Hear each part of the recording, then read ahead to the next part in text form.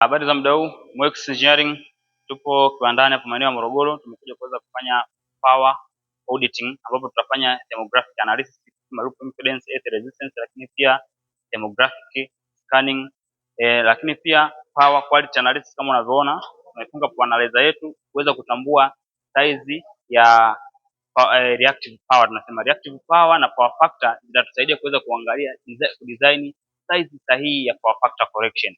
Hivi ni vitu vya msingi kwenye kudesign power factor correction. Lakini pia load analysis tunasema load studies ataiona, kwa sababu unaweza kupata ile reactive power, real power na apparent power zote kwa wakati mmoja, kama unaweza kuona hapa ndio ambapo tumeanza zoezi letu.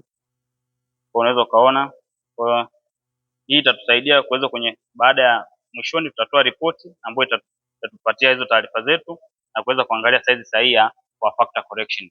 Kwa hiyo tunawakaribisha sana Mwex Engineering kwa mazoezi kama haya.